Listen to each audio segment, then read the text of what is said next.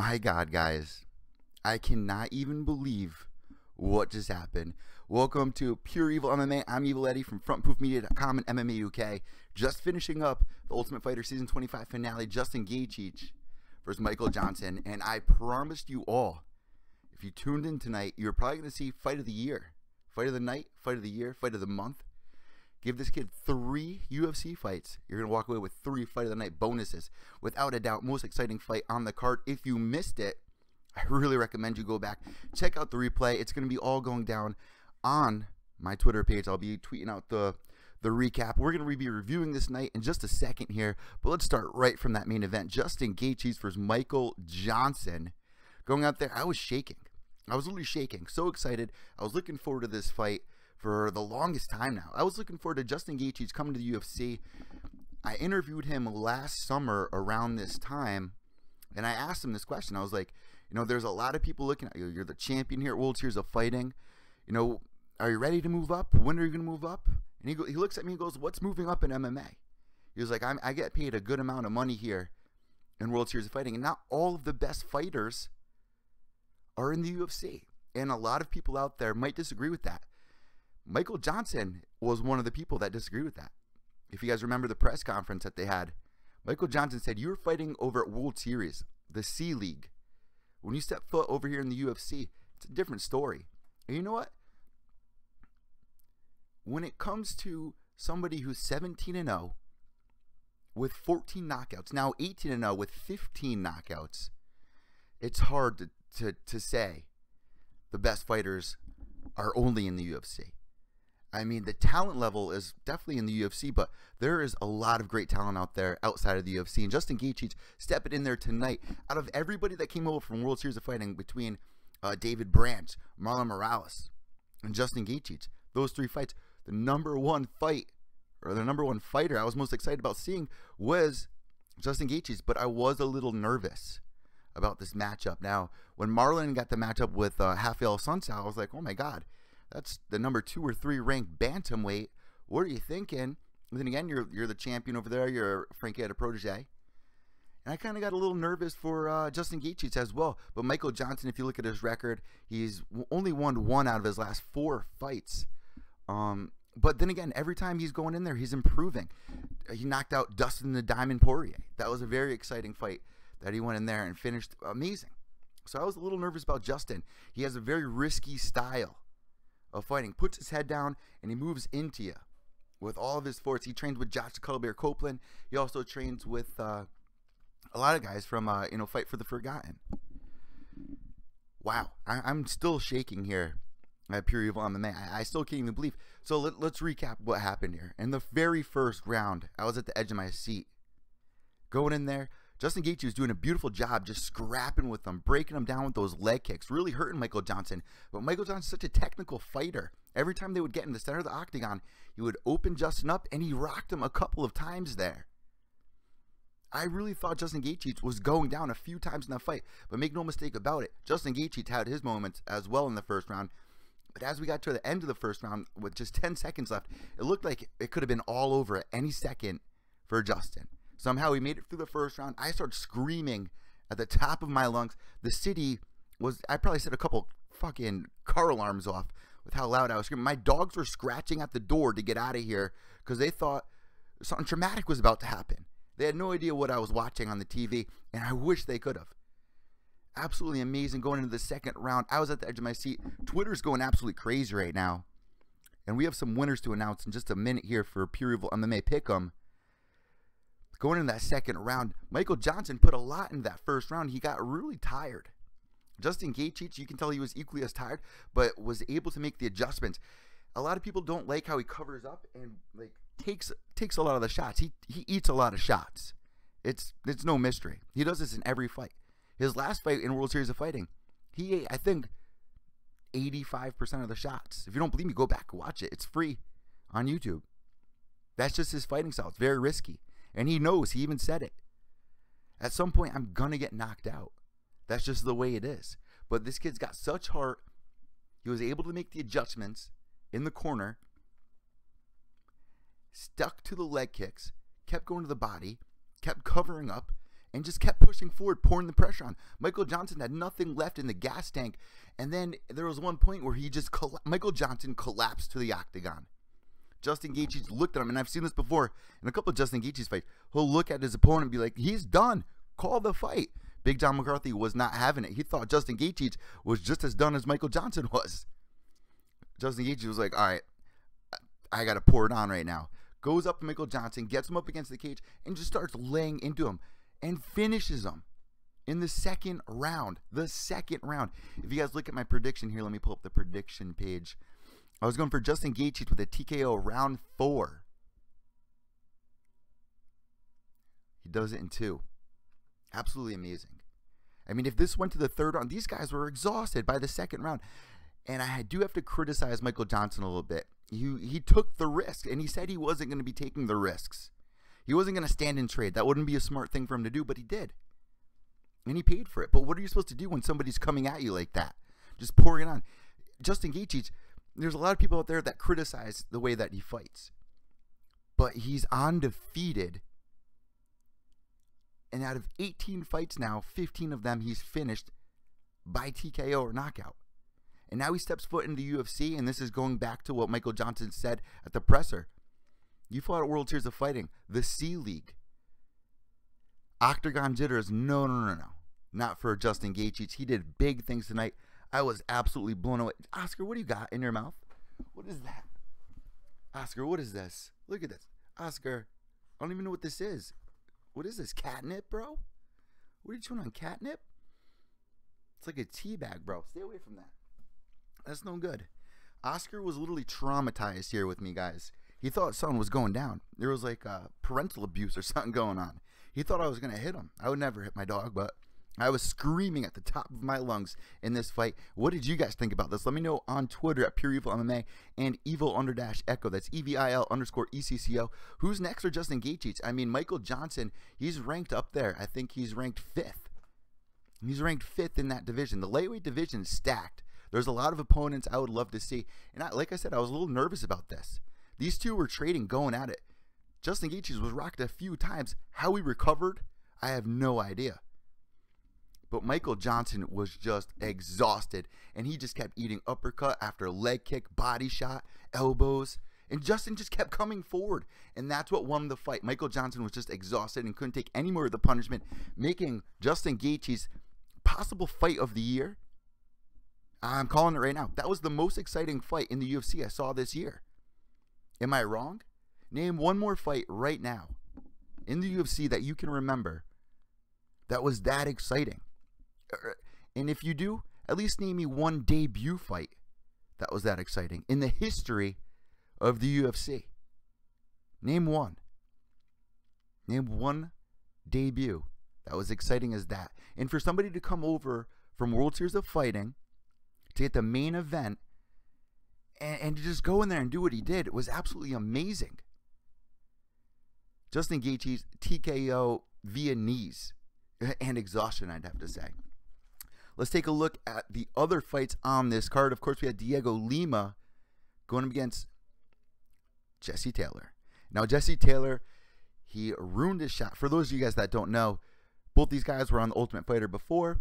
Jesse Taylor got his chance to get into the finales when he was on, but had a brutal night, went out drinking, went around Vegas, kicked out a limo window, went inside, started harassing women, and that does not look good for our sport.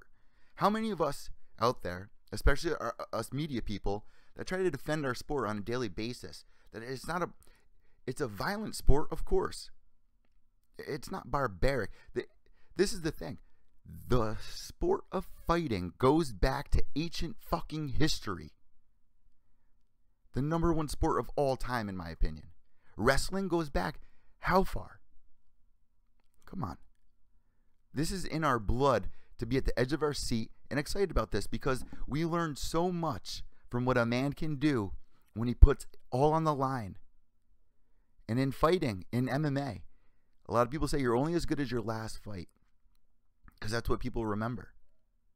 But damn. For somebody like Jesse Taylor to go out there and just make a mockery of our sport the way he did. I know that he was very excited about it. It just wasn't good. And Dana White did not allow him to go into the finale. And I totally agree with that. But now, it was the true redemption. And this is why it made the most sense to have Jesse Taylor on this season. Even Diego Lima. He was also in the finale of his season, made it to the finale, and lost against Eddie Truck Gordon. Jesse Taylor comes out victorious. He was just smothering Diego Lima. But going into the second round, I scored the first round 10-8 for Jesse Taylor. But going into that second round, man, Diego Lima dropped Jesse with a left hand and then pounced on Jesse. But Jesse was able to pretty much swim over. Diego was too high up, and Taylor was able to swim out and swim over to the back of Lima and was able to sink in the choke and got it in the second round. So he's $250,000 richer and the winner of this season of Ultimate Fighter. It was a very exciting night. I mean, it was kind of a slow start. I want to know what you guys rate tonight out of 5 stars. Let me know in the chat room or on Twitter. Then we had Cannonier in his fight. His opponent was on short notice. He gets the win. What did I say in the prediction show? Watch the footwork. Watch the boxing. I was not impressed with his last fight. Like GSP was saying, I'm not impressed. I was not impressed with his last fight. I don't know what it was against Glover Teixeira that made him so timid and not want to pull the trigger. He made me rethink if I should pick him again after that fight. But I don't know if it was just because it's Glover Teixeira that he was going against. Did he idolize him? I don't know what was going on. Could have just been a bad day for him. But tonight he definitely poured it on. Was able to take out his opponent, who I believe was undefeated as well. But that kid's got a chin, I'll tell you that. And then I do have to apologize for this. The fight of the night that I called, or at least performance of the night, which I thought it would be, was the Gaethje versus Close. Now, this is a very controversial fight. I was a little teed off about the way it ended, how Close was acting, saying that all of English people are bums. What are you talking? And you got Michael Bisping sitting right there. What are you talking about, dude? You didn't finish this fight in an amazing fashion. You got a split decision win. What are you can't act like that. I understand that it was a heated argument before the fight happened. You guys both wanted to go at one another. I understand that Mark DeCasey said he was going to bring a pillow for him for Close after he knocked him out, and he wasn't able to do it. You know what? Close had an amazing performance. He really did great with the kicks, the inside leg kicks, taking out DeCasey a couple of times. So he just collapsed, went to the ground. And he was even, Close was taunting him the whole time. It was an amazing performance for Close. I just did not like how he was acting at the end of the fight. It wasn't cool. You don't do that. You show respect to your opponent, no matter what happens before the fight. And this is why I love Muay Thai. This is why I really love covering lion fights. It's going to be going down July 28th at Foxwoods Casino, just 20 days away. I'll be there ringside covering it. But that's one thing I love about Muay Thai is the mutual respect there. After the fight, they'll party with one another. They bow to one another. They congratulate one another. There's none of this bullshit. And that's another thing. Does not make our sport look good at all. Don't be going calling a whole culture of people bums. Michael Bisping was not happy about it. So you know what? I want to see them put another Englishman in there to against Close in his next one. That's what I want to see. We're going to have to see what happens at the press conference. But damn, I was not expecting what happened in that fight. I swore it was going to be a finish. I swore it was going to be a finish. And I'm sure a lot of you guys out there did as well. All right, another fight that was really upsetting. Elias Theodora going up against Brad Tavares. Now this was a scary fight because it was very evenly matched up here. And I said this in the prediction show, out of Elias's performances, there was none that really stood out. I mean, he has amazing kicks. He has amazing cardio. But in this fight, let's see how I scored this one. First round, I had Elias losing, but I had Elias winning the second and possibly the third. You know, it was a very close one. Tavares had really great reverses, and Elias, of course, with the kicks, just looked absolutely amazing. But the one thing that ticked me off in this fight was Todd Grisham going, the best hair in the MMA. What? The MMA? Stop saying that. Are you doing this to drive me fucking crazy? The MMA? Where's our Goldie at? What'd you do with Goldie? I'd rather hear Riff Raff. Give me Snoop Dogg and Uriah Faber. I do not want to hear Todd. I was a second away from freaking muting my TV. What are you doing? And Brian Stan, I love Brian Stan's commentary, but with Todd, it wasn't doing it for me. It was not doing it for me. I don't understand why you signed Todd Grisham. And I never bash. I went to broadcasting school. I understand it's a tough thing. You do make mistakes, but those kind of mistakes, the MMA, is this the first time you've been to a fight? The best hair in the MMA? You mean the UFC? The MMA? That's like my mom. My mom's like, oh, your little wrestling thing, your WWF thing that you cover. No, Mom, I cover mixed martial arts. No, Mom, we're not watching WWF. We're watching UFC. What are you doing in our sport? We want people to educate us further, not somebody that's a step below a lot of casual fans. It just made no sense, and I'm sorry I'm going on about this, but I saw a lot of you guys out there tweeting about this, how it's just annoying. When you have a sport like this that's growing the way it is, rapidly going into popular culture, you can't have somebody screwing things up like that or just sounding silly. You can't have that. I mean, this whole Snoop Dogg thing, it's kind of silly, but Snoop knows a lot about mixed martial arts, more than Todd does, in my opinion. That was one thing that was really taking me off. But I'm sorry if I told you guys that was going to be fight of the night, performance of the night. It was not. Very upsetting. And I am wondering if they're going to match him up with another Englishman after that, because you got to run with that. Not only did you call out the English culture and say, oh, all the Englishmen are a bunch of bums, but you didn't even have anybody to call out. Oh, I'll take anybody that the UFC gives to me. We don't want to hear that anymore. Do you guys not get this? There's a lot of fighters that just don't get it still. You need to be able, and I know, here's my defense towards it, and here's why it kind of pisses me off. You're only focused on your opponent. You're only focused on that night of the fight. You're only focused for that month or 2 or 3 or 4 or 6 months that you're training for that fight. You're not really thinking ahead. But you should have someone in mind if you do win, because you're training and you're thinking you're going to win the fight.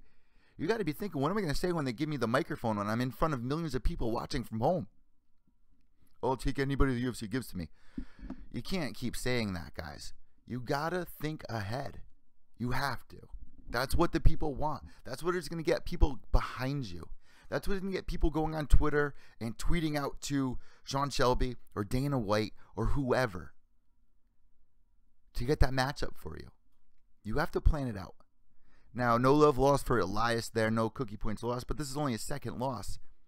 Last time I think Elias lost was years ago. I think at least 3-4 years ago now. But definitely an upsetting one for a lot of fight fans out there. But this was a tough, very tough one. Very close fight. And then we had Johnson versus Fortuna. Another one where you just didn't think you could blink. Back and forth. Non-stop. I had Johnson winning the first, possibly the second, and the third. Sweet. Fortuna, if you guys remember, he took his first fight at a different weight class, was able to get a knockout. Now he returns, I believe, to the middleweight division, and he can't do, or the late heavyweight middleweight division, I think he's in, and he wasn't able to get the finish. But then again, it was a very exciting fight, and these guys put it all out there. Johnson comes out with the win. Then we had Yoder versus Hill. Now, when Hill was brought back into the UFC, I wasn't the biggest fan of them picking Jessica Andrade for her. I mean, you're immediately shooting her up to the top, and I know I'm kind of contradicting myself with this whole Justin Gaethje Johnson thing, because they kind of did the same thing for all the guys from World Series of Fighting. To kind of see where they place. This fight made a lot more sense for Hill. I had her winning all 3 rounds, but Yoder, she's got an inspirational story behind her. Not to mention, she's beautiful, even with the braids. Somebody was saying tonight, not all women look as sexy as they do on their Instagram, as they do in the octagon, sweating, getting into it with their hair all braided and bloodied. Ashley Yoder, man, she looks good. And I've been a big fan of Ashley Yoder since her coming onto the Ultimate Fighter season 20. What was it? Season 23. Joanna Young, or season 24, last season. Season 24, Joanna Jędrzejczyk versus Claudia Gadelha. Was that last season? Holy shit. But that was a tough fight for Ashley Yoder. If she won that fight, if she won tonight's fight against Angela Hill, That would have been huge for her. Being the Invicta FC champion, but Angela has made so many adjustments and has improved so much since last time she was in the UFC. This was her 4th chance in the octagon to get a win, and finally Hill does it. And a quick fun fact, I always say this because I really do think it's a really fun fact. I'm sure if you've been tuning into Pure Evil MMA, checking this out, anytime I talk about Hill, you've probably heard this. But just in case we got any new listeners here, fun fact, Angela Hill's, her grandparents was one of the most famous cases of alien abductions here in the United States. Check it out, the Hill abduction case. Very cool background there, especially if you know Hill's history, how much he loves just being different. The sci-fi stuff, the Street Fighter gimmicks and all that. You know, it just adds a whole new edge. Is she part alien? I always wondered that. Is she part alien? What the hell's going on there? Then we had poor Tom Gaethje, against James Krause. Now, this is a fight that I didn't really understand originally when they brought Krause into the Top 25 redemption, because this is a guy who's on a 2-fight win streak in the UFC. Why is he on the redemption season? How did he get this chance? Didn't make much sense to me. And he made it through the entire season. Tom Gaethje, who I guarantee 90% of the people watching this right now probably wouldn't think he would have made it as far as he did this season on The Ultimate Fighter. Somehow, he made it through. He showed his wrestling skills, his submission skills, and was able to pretty much just sail through it up until one of the last episodes, but he was able to get on tonight's card against James Krause. That was a tough fight for him, man. I didn't have Tom winning any round. The right hand of James Krause, man, and the footwork especially. I love Krause's jab because it's so off timing, and he just kind of, it's like his hand is like a rubbery thing. His hand's like made of rubber. He'll like start throwing a jab, and then he'll just like whip it around some weird way, like he's freaking Stretch Armstrong or something. He does this weird jab, but it's beautiful.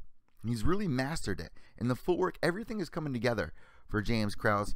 I think this season, being on this season Ultimate Fighter, definitely skyrocketed his career a little bit with the fans to get behind him, to show that he really has improved, that he's somebody that we should watch out for, somebody that is connecting the dots and putting things together. But then again, going to be somebody like Tom Gaethje, you can't really measure that there, because Tom Gaethje has never fought in the UFC. He's never been in the octagon, but he looked great in this season Ultimate Fighter. So hats off to Tom Gaethje, man. He came far this season, and I hope that he has a great night. And I hope that the UFC does sign him. I want to see Tom Gaethje back in the UFC. The heart of that kid is so inspiring. He said to us, or he said to the media, every job I've ever had has always been manual labor. I can totally relate to that. You just struggle through life trying to find your niche. He was the captain of his wrestling team. And I go through this all the time. You know, it's hard being in media. It's hard covering this sport. Not a lot of people understand what I do. People don't understand what these fighters do, how much you put into it, day in, day out. It's a daily grind. You wake up and you just start grinding towards your passion. Tom Gaethje is one of those dudes that I look up to just because of what he does. He's got his little candy business, but I want to see Tom Gaethje, Toothless Tom, in the UFC. Give this man one more chance. So I want everybody watching this right now to tweet to Dana White. Let's get Tom into the UFC, sign that contract, give him at least 2 fights. Let's see how he does. Let's see if he can put things together. Give him a fair shot. Give him a fair shake. Hats off once again to Toothless Tom Gaethje. But amazing jab and footwork from Krause. Then we had CB Dollaway, who hasn't won a fight in how many years? How long has it been since we last saw CB really connect the dots the way he did tonight against Ed Herman, who I was rooting for? I had Herman winning this. I just didn't know what to expect from CB tonight. Was he going to be able to get his wrestling? Was he going to be able to just smother Ed Herman? Was he able to use the wrestling and just get on top and just eat away at the elbows? He did exactly that. Ed Herman had 1 or 2 nice little moments, but the whole time, CB Dollaway, man. First round, I had that scored 10-8. I had 10-8 for CB Dollaway in the very first round. He just absolutely smothered Herman. And then the third round, easy, another 10-9. So I had that 29-27 going into that fight. CB Dalloway moving forward, made a lot of improvements tonight. Let's see what happens to him. And then Tecia Torres back out of the tiny tornado. Now, I agree with her. I do not think she's ready for a title shot yet.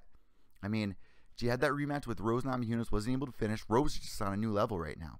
Yeah, she can't fight Michelle Waterson. Michelle's doing her thing, but I like that matchup. Michelle Waterson versus Tecia Torres. I really do like that matchup. And her fight tonight against Lima,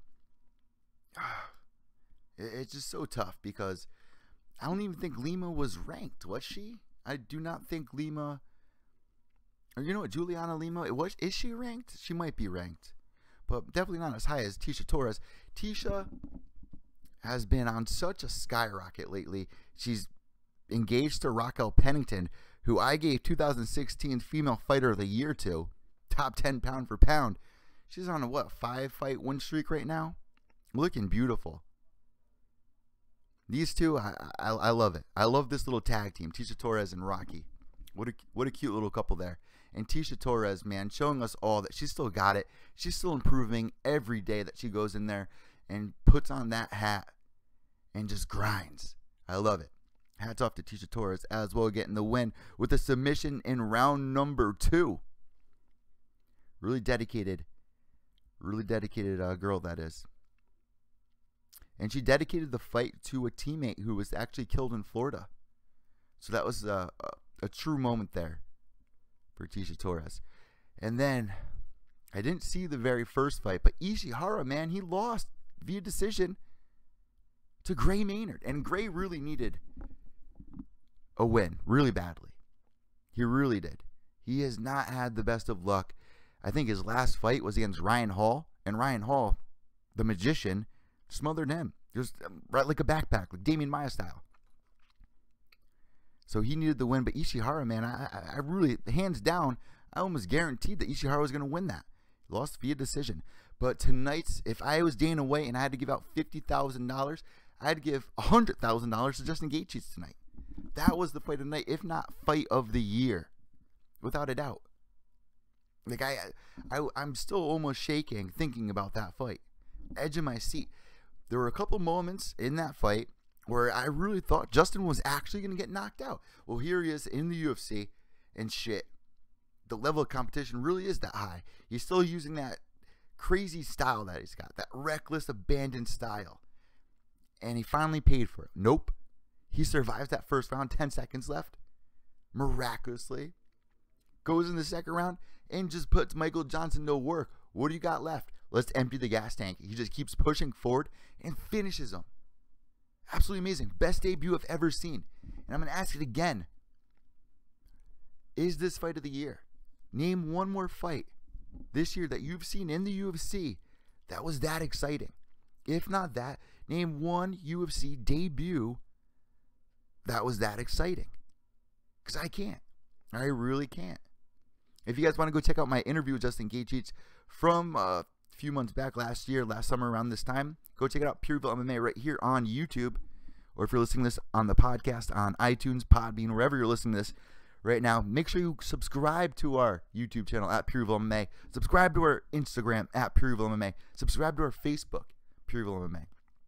It's so simple. It's so simple. I don't make it difficult. I don't have these weird names for you to guess. What's the Pure Evil MMA? It's at Pure Evil MMA. Go follow us. And then tomorrow night, guys, we're doing it all over again because it's International Fight Week. And I'm looking forward to Valentina Shevchenko gets her second shot at Amanda Nunes, who is now the current bantamweight 135-pound female champion. This is going to be an exciting one. And I said it before, if they had 2 more rounds in that last fight, Valentina probably would have came out on top. Here's the thing. Valentina starts a little slow. Amanda comes out like a freaking brick house gorilla. We saw it in the Ronda Rousey fight. We saw it in the Miesha Tate fight. You know, I'm surprised she doesn't have more fans, more support behind Amanda Nunes. This is the girl who headlined UFC 200 and took the belt from Miesha Tate. Miesha Tate took the belt from Holly Holm. Holly Holm took the belt from Ronda Rousey. And then Amanda Nunes finishes Ronda Rousey. How is she not getting the credit at this point?